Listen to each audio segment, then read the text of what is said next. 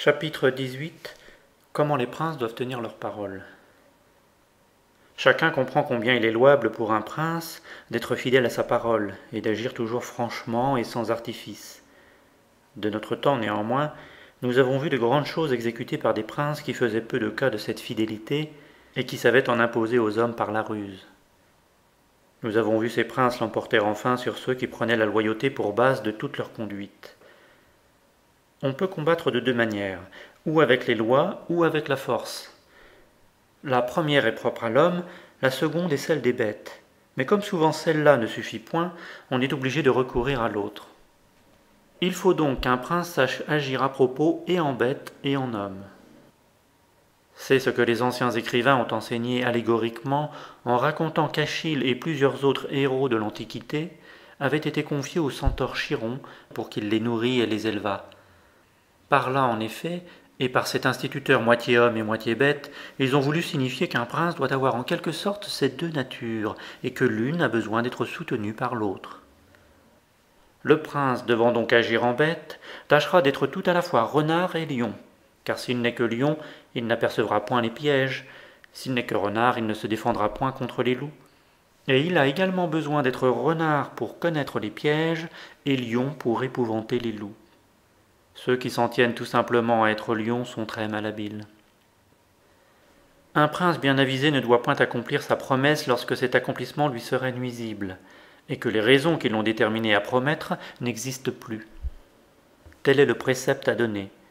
Il ne serait pas bon sans doute si les hommes étaient tous gens de bien, mais comme ils sont méchants, et qu'assurément ils ne vous tiendraient point leur parole, pourquoi devriez-vous tenir la vôtre ? Et d'ailleurs un prince peut-il manquer de raisons légitimes pour colorer l'inexécution de ce qu'il a promis ?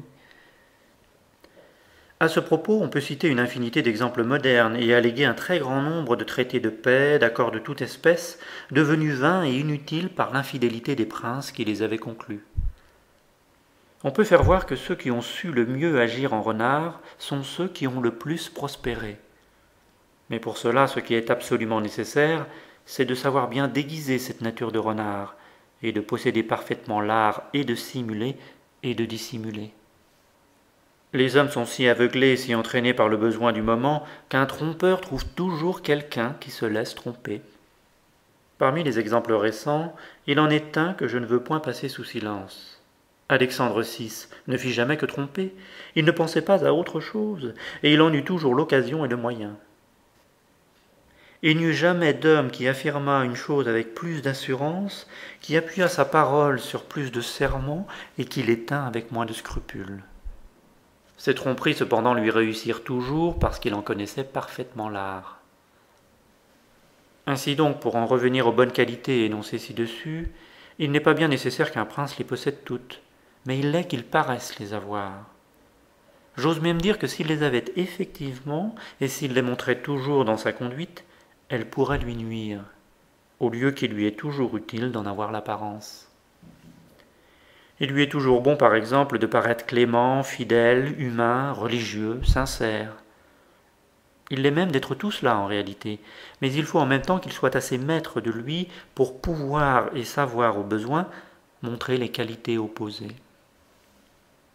On doit bien comprendre qu'il n'est pas possible à un prince, et surtout à un prince nouveau, d'observer dans sa conduite tout ce qui fait que les hommes sont réputés gens de bien, et qu'il est souvent obligé, pour maintenir l'État, d'agir contre l'humanité, contre la charité, contre la religion même. Il faut donc qu'il ait l'esprit assez flexible pour se tourner à toute chose selon que le vent et les accidents de la fortune le commandent. Il faut, comme je l'ai dit, que tant qu'il le peut, il ne s'écarte pas de la voie du bien, mais qu'au besoin, il sache entrer dans celle du mal.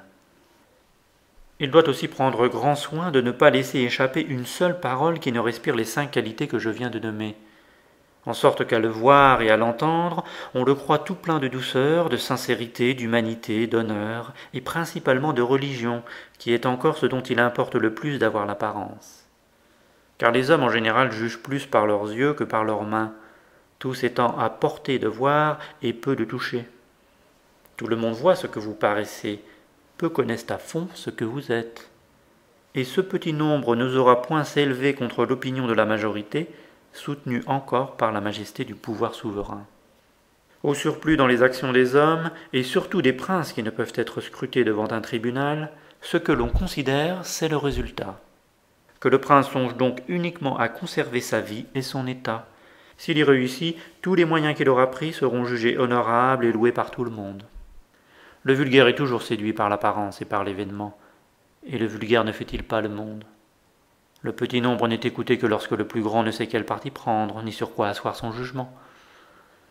De notre temps, nous avons vu un prince, qu'il ne convient pas de nommer, qui jamais ne prêcha que paix et bonne foi, mais qui, s'il avait toujours respecté l'une et l'autre, n'aurait pas sans doute conservé ses états et sa réputation.